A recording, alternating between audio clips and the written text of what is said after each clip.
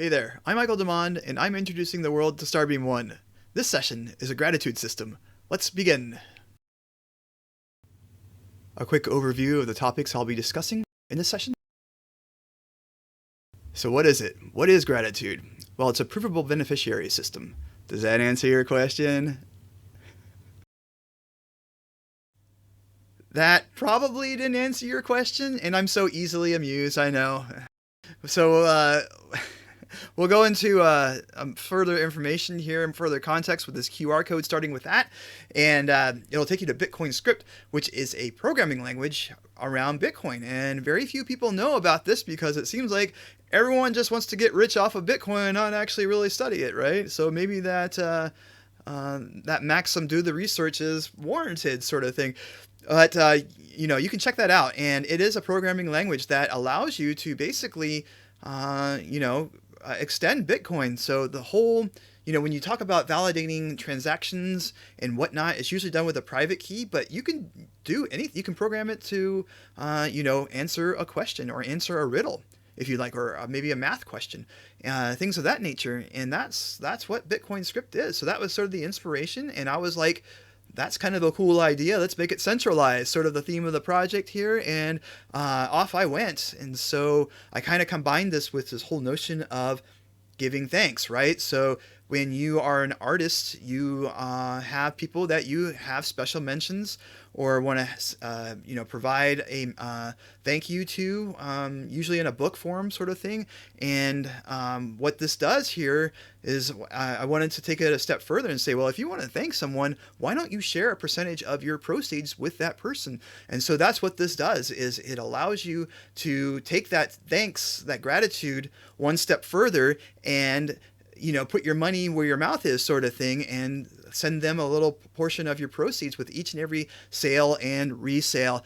And how they go about getting those proceeds is by proving that they own a resource. So if they're already connected to the system with starbeam.one, this is not a problem. But if they don't know what starbeam.one is, then they don't have an account there. And so that does pose a problem. So what we do here is we have a resource, an external resource, and the creator can say, this is my beneficiary, and this beneficiary is in control of this resource. So when they prove that they own this resource, they get the revenue, or the proceeds that have been accruing in this account, this beneficiary account. And that's how that works. That's sort of the overview of establishing beneficiaries and providing gratitude to the people that you want to thank. Types of proof, right? So now, I already mentioned the email address, that's under manual, but there's these other categories that we have, and we'll start with a system. So kind of providing more context here is that this was meant for users that are not in the system, right?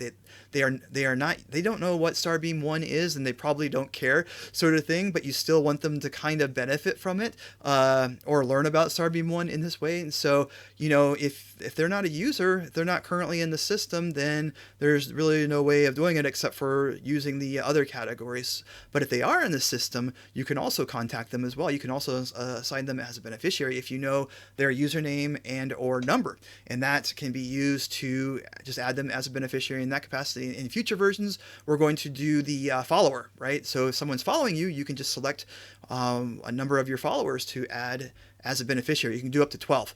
12 total beneficiaries per product is what I have right now, and that is how that works. And so moving on with the system here, you can also do random. It's a late addition. It's something that I thought of that is kind of a cool idea, I thought, just sort of kind of also proving out what else you can do with this type of setup. The type of design is that you can select random people in the system, that current or future, and up to 3 of those in each category. You can select up to 3 random current users and 3 random future users. So that means that in the future, when someone just logs in for the first time, they're automatically collecting money. They're collecting proceeds from your product sales, right? Kind of a cool concept. And also, just for being a random current user, as soon as you publish that product, they'll immediately get enlisted and start collecting proceeds. So kind of a cool marketing thing, I think. And I kept it at 3 just to keep things sane. I don't want to have a million billion listings out there, and people are just getting fractions of a fraction of a penny while kind of getting spammed, although they are making money. So is that such a bad thing? I don't know. So I'm just playing it safe with that. And so moving on to public identifiers, you can also do this with our OAuth providers, right? Another kind of cool effect of our OAuth providers is that every time that you sign in with an OAuth provider, we enlist the identifier of that provider, and also, like, if it's a public identifier, publicly accessible, we also enlist the username as a proof. So both of those proofs go to your profile automatically. You don't have to do anything, and it happens on sign in. And if you have an email, we also get that as well. And that is also just the hash. We don't store the actual email. It's just the hash. And that is enlisted as a proof. So you just have to sign in. And if any products are published looking for those proofs, boom, you become a beneficiary and you immediately start collecting proceeds. Just kind of a cool idea, right? It's just really just, sort of like a product in its own right. It's a system in its own right. And it might be an API at some point, or we'll see, sort of thing. But kind of just going through these public identifiers that are supported.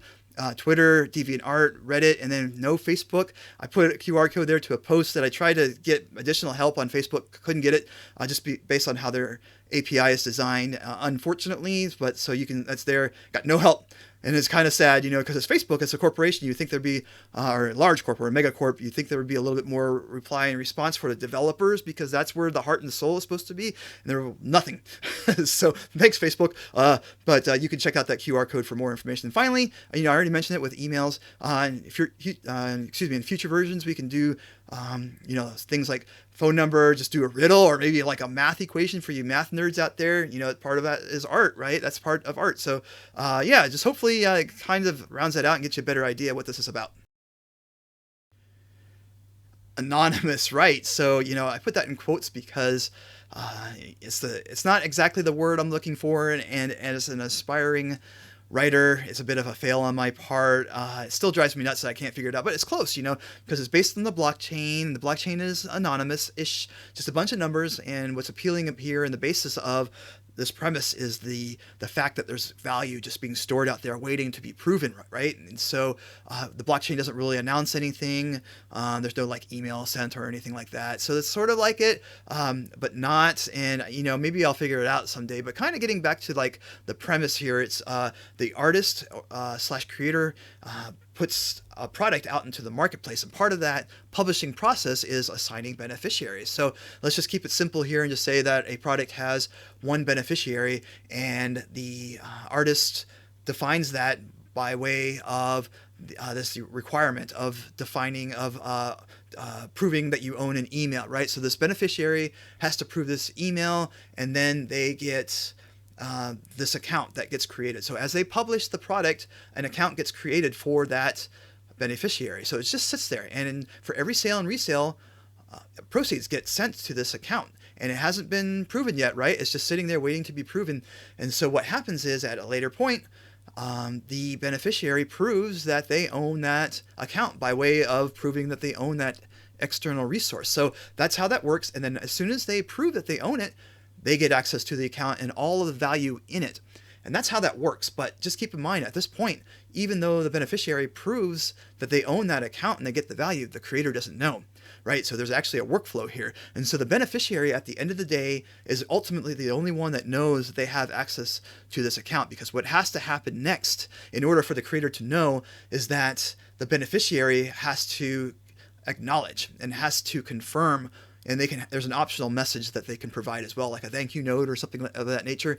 And then once that happens, then the creator gets a notification that lets them know that that their beneficiary has connected and they're receiving proceeds. So there's a whole workflow here. And what this protects against, the reason why it's like that, is to keep from a malicious actor from getting into the system and then kind of doing basically an attack vector, that if we immediately confirmed if a particular resource was part of the system, then a malicious actor could just say, I want a beneficiary with this email, and then create a product, and then kind of fake a sale, and then if it got confirmed, then they would know. And that's sort of an attack vector, right? That's sort of an information that gets leaked to the malicious actor, and then they can compile a profiling around that and all sorts of bad things, sort of deal. So because if you know someone's part of a community, that's just a little bit of information you start collecting on people, sort of thing. So you can't do that here, right? They have to acknowledge, they have to confirm that they know the person and that they're okay with that person knowing that they connected and confirmed. So that is part of it. The other part, when you start thinking about it, is that maybe the beneficiary knows the artist and either A, doesn't like them, or B, doesn't like their work. For whatever reason, they just don't like them and they don't want them to know that they've connected. So there's also that kind of thing, right? And it's kind of an involved scenario when you think about that, but we cover that, right? So the beneficiary can just not confirm, and the creator will never know. So that is part of the process. Finally, kind of getting into this contact, or non-contact, we don't contact. And, if there's an email involved or a phone number or whatever, we do not, send a message or let someone know, because I just find that invasive, right? I know that the case can be made that, the recipient knows the person, the creator that's sending that, but from my perspective, it's still invasive. So if I receive an email from starbeam.one and I do not know what starbeam.one is, these days, I immediately just assume that my friend that sent me that through starbeam.one was hacked, right? Or that my email that they're using has been hacked somewhere and is now part of the dark web. So I'm checked on, have I been pwned, to see if my email has been hacked yet and where it's been hacked, sort of thing. And so this is the world we live in these days, right? So I just consider it invasive, and I don't want to send email like that. We're dealing with creatives, and I will leave it to the creatives to be creative on how we get the word out there and how to let their beneficiaries know that they are part of this. Finally, some guidance here is, I kind of wanted this to be like tithe, right? You are just sending money out there in gratitude to someone else. And so they may never know about it. They may never connect. They may never confirm. It's just sitting there, just like the blockchain. That's what I found really appealing about it. And, the universe works in mysterious ways, sort of thing. And I'm a big believer in that. And that's just sort of how that works. It's not meant to be reversed in any way. You cannot reverse it once it's done. So make sure that you're okay with that when you hit that publish, that you are okay with just sending the money out there. And even if no one collects it, the universe knows, sort of thing. And that's kind of how I look at it. And that's sort of its design. And, just sort of, have that in mind when you do that. And then also know that, just know the person as well. Know the person well enough to where you'd be okay having them collect that money for all time, right? So as long as this product's published out into the market and it's doing sales and resales, they are going to be getting revenue. So if you guys have a tiff or a split or something embarrassing or awkward like that, they're still going to be getting that money. So make sure you know the person. All right, that kind of wraps that up. Let's move on to Beware Blockchain. Woo! See you there.